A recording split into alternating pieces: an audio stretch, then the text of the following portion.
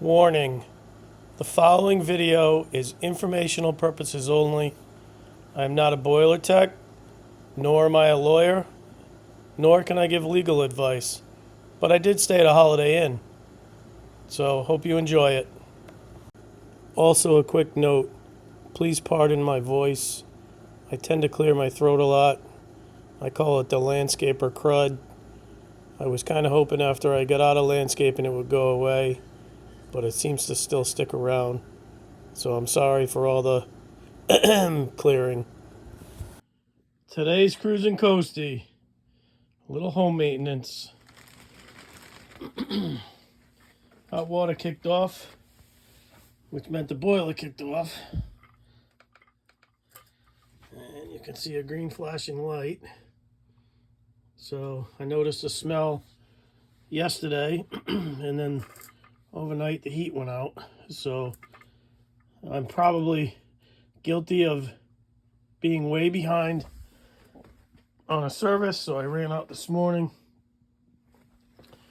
And I keep my old nozzle cover here and an old cat eye that I know works. It's dirty, but it works. And I ran out this morning and grabbed some service parts.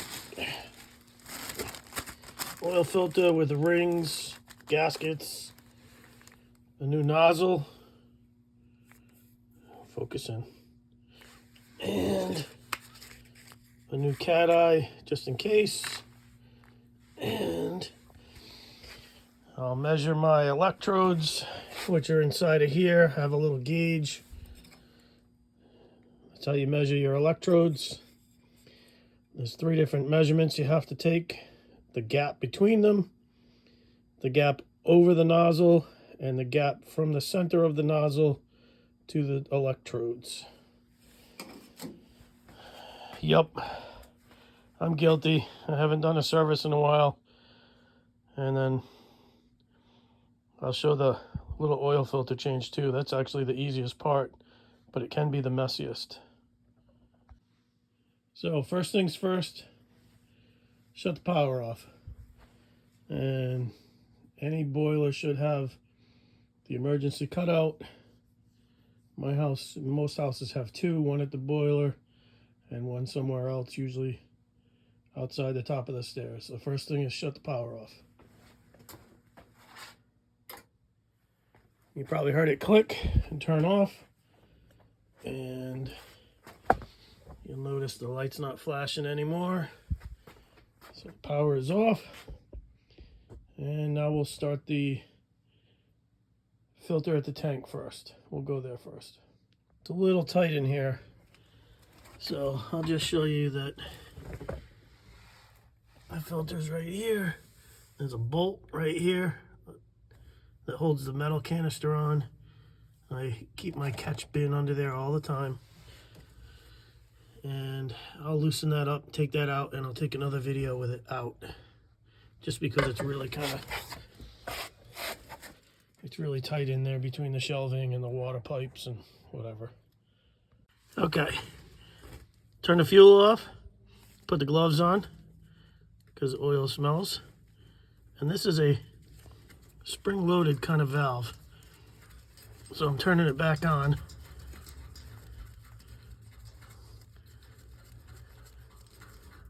And then you turn it back off. And this one was a little stuck, which leads me to believe there may have been some gunk in there. And the tank is 15 years old, so I'm probably starting to get some gunk in this tank. And that might be why it was stuck, which is also probably a good indication that the filter definitely needed to be changed. That's all it takes. You loosen that. Yep, never enough. Super loose, but never enough. There we go. And I gotta put the phone down so I don't drop this and spill.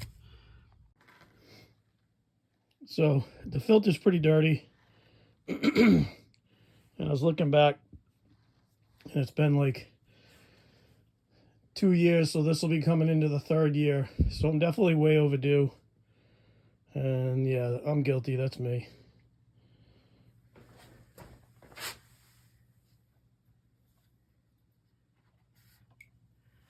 You can see how black that is.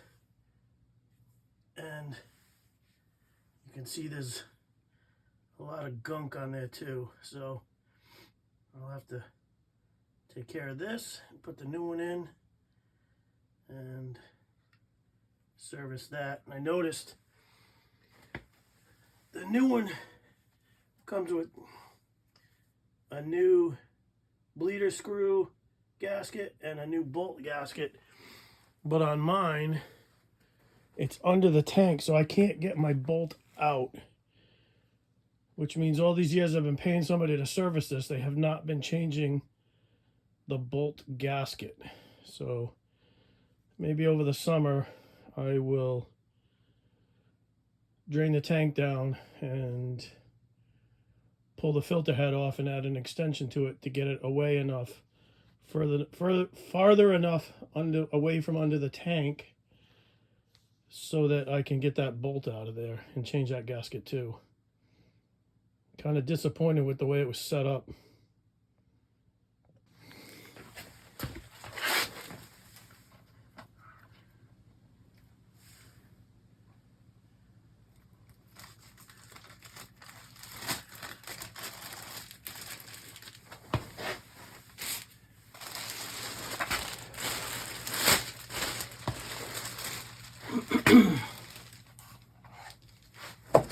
Let's see what comes out of this.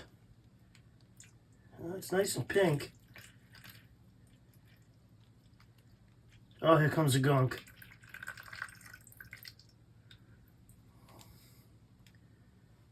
Oh yeah, it's a little dirty in there. Not sure if you can see it, but it's pretty black. There's some sediment and gunk on the bottom, so I'll clean that out.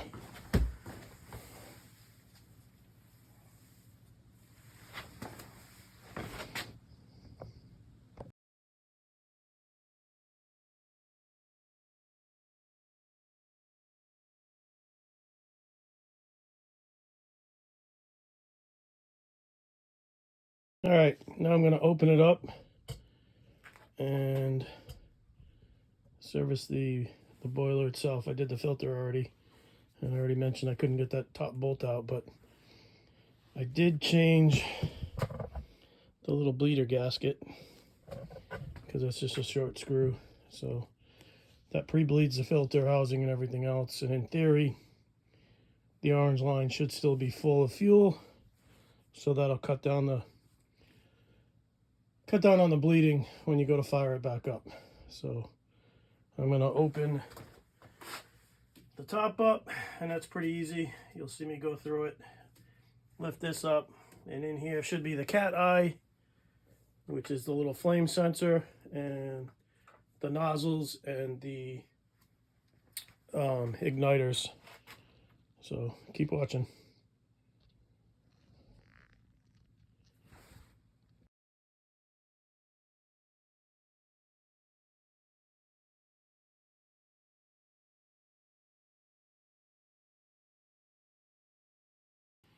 So you can see that is not how it's supposed to look at all. And I'm probably going to have to run back and get some igniters or whatever they're called, because mine on that side is definitely looking cooked. So I'm going to run back and get some. And that's the nozzle right there. And I'll show you what it's supposed to look like.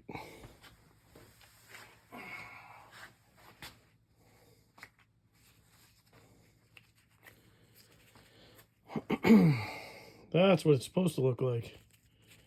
And that's like a little filter on the backside. And this is the spray tip. So it's like a 5/8 and a 3/4 to get this off. Pretty easy. But you can see if it'll zoom in, right in the center, in the silver part, there's a little orifice or opening where it sprays, and when it sprays, it mystifies or vaporizes the fuel so it lights off. But mine is definitely in need of service. Back to the parts supply. So I've got these out, and I noticed this is actually loose in there, and I don't know if they're supposed to move like that or not, but I'm gonna get new ones anyway, so I'll be back in a bit. Back to the supply house. So I went ahead and bought an extra service kit, so next time I have it in hand. New electrodes, new filter kit, and a new nozzle. Come on, focus. That's a 0.60 80B, and that's because that is what the placard on the unit for calls for. So I'm not sure why this thing was running a 0.85 80B, but that could be why it's gunking up so bad. So we're going to go ahead and switch to the manufacturer recommended nozzle. And I did confirm that those electrodes are in fact not right by wiggling. And I'll show you an old one. Wiggle, wiggle, wiggle, wiggle. They're not supposed to do that. They're supposed to be of course I can't get the package open.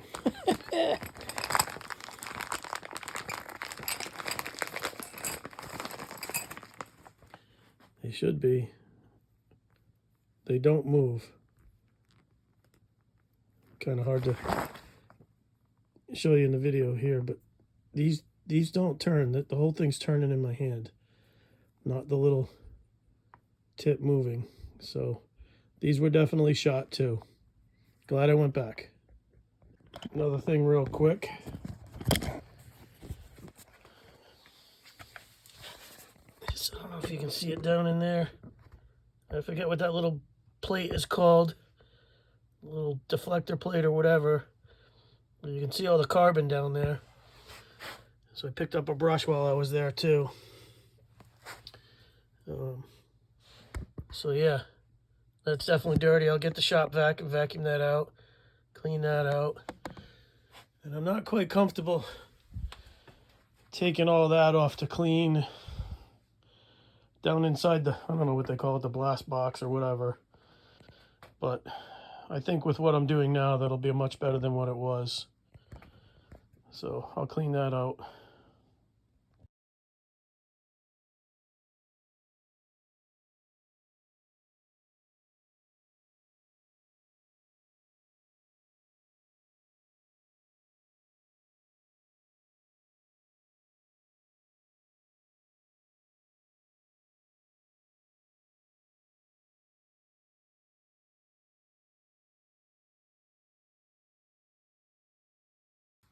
So I had to go grab another wrench.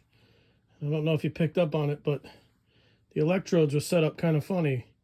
They weren't the same. One was screwed all the way down like this one against that, and the other one was sticking out and had a gap in here, and neither one of them had a nut. I don't believe, I'll have to go back and look, but neither one of them had a lock nut on the extender here. So I had to go up and get a wrench so I could tighten this and basically, lock it so I'm not cranking on the insulated part of this or on this. I don't want that to get loose like the ones I took out. So back to it.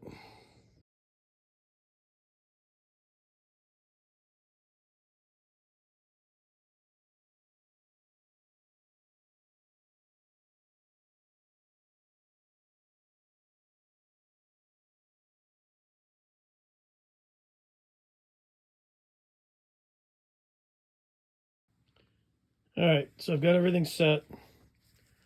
That's what it's supposed to look like. And basically, I don't know if you can read that gauge. It's basically 1/8 of an inch between electrodes, 5/32 max. So those 3 black lines in the middle. And the electrodes are right there. And it's supposed to be 1/4 inch in front of. So it's kind of hard to see, but it's right on the line for 1/4 inch. That's that first mark. And what was the other one? Oh yeah, 1/4 inch above. So get the 1 right on there. I'm sorry, 3/8. Or no, I forget. But that's where it's at. I'll have to go back and look.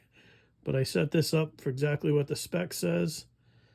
The height above the nozzle spray, the distance of the gap, and then the distance in front of the nozzle, which is this way. So I'm going to tighten it all up and put it back in. I'm going to get this back in on regular time instead of time lapse.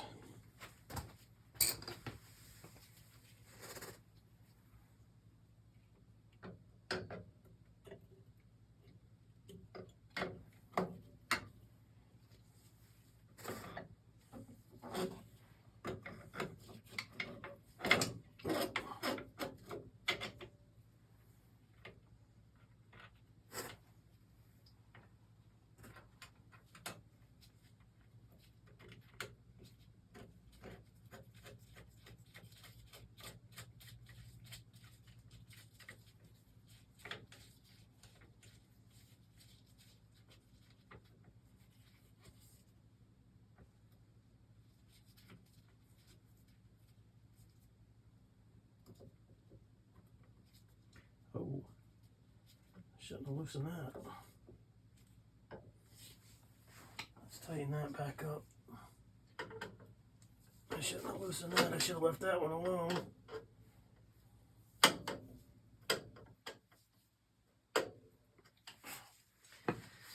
And that's this one here. Just give a little tap to lock it.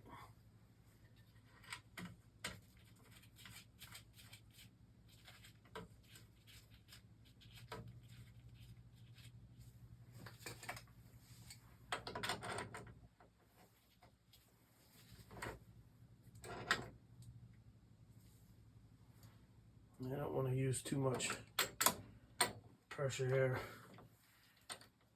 and wreck the flare, so I'm just gonna snug it up a little bit.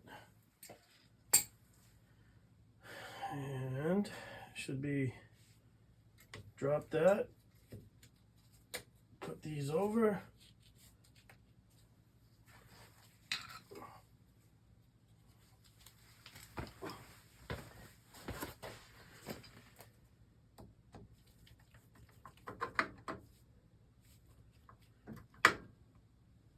Lock it back down.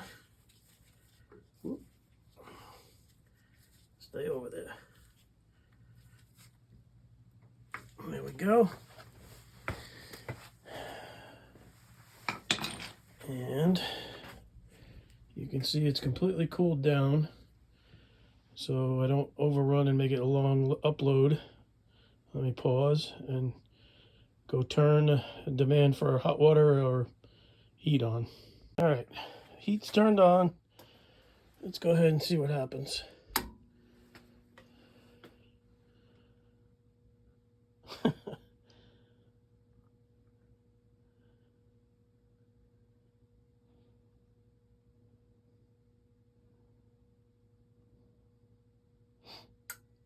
There we go.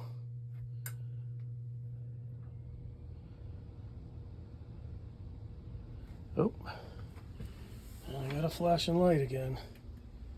So let's do Do a reset.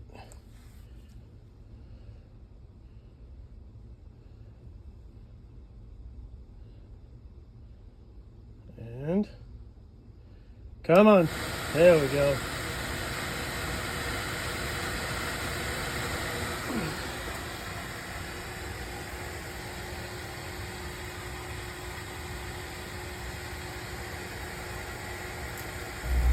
Poof. Lit right off. No big bang out of the dampener. Oh, you can see it's actually been kind of glowing black. That's not good. The one thing I don't have is the air sampler or oxygen sampler that comes out of that. You can stick in there and check how rich or how much CO2 you're making. And you make that adjustment right here. You slide this open or closed to make that work. So, not bad. Let's see how it does. So I'll shut this off and check back in like 20 minutes. Crazy, I was cleaning up. And I don't know if you can see that, but that top of that nozzle has actually eroded away, probably from the electrode firing off of that instead of the electrode tips. Come on, focus on that. You can see it's kind of rounded off on the left side of it. So everything was out of adjustment.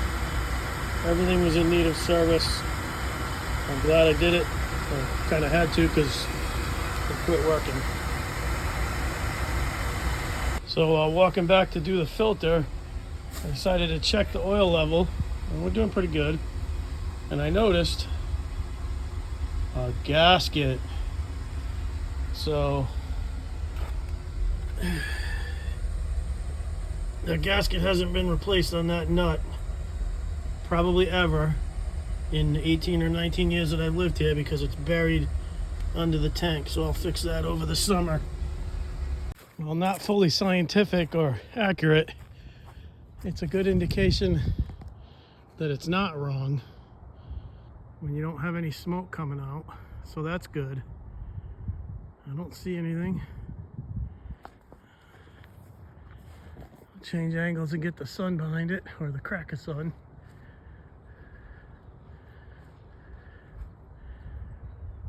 Nope. No heavy smoke, so I know it's not totally wrong. That's good. Okay, we've cycled off. And she's pretty warm. Yep. Oh, wow. That's good. So while I was there, I bought a whole nother parts kit. Don't know if I said that. New electrodes, filter, etc. The brushes to clean it. And the electrodes come with a gap thing, so I'll have 2 of those now, and an extra nozzle, plus the one that was all chewed up and carboned. I'll hang on to it for now. Still trying to figure out why it had an 85 in it when it calls for a 60, and the 80B is the spray pattern. So either a sharper cone or a wider cone, and I don't remember which way it goes, but I have the right one in there per the manufacturer now, and I got a couple of spare cat eyes, and it's off. So we'll see how it fires up and if it throws any more fault codes with the light, the blinking light. So it just kicked back on. Oh, fired right off. Made it back here just in time. No flashing lights, nice solid green light. I would say it is good to go. That's awesome. No puffs of smoke. And as I mentioned before, when it was running, no crazy smoke coming out of the stack pipe. So, successful service mission accomplished. Here's a quick before and the adjustments, which I did go back and double check, and you can see the difference.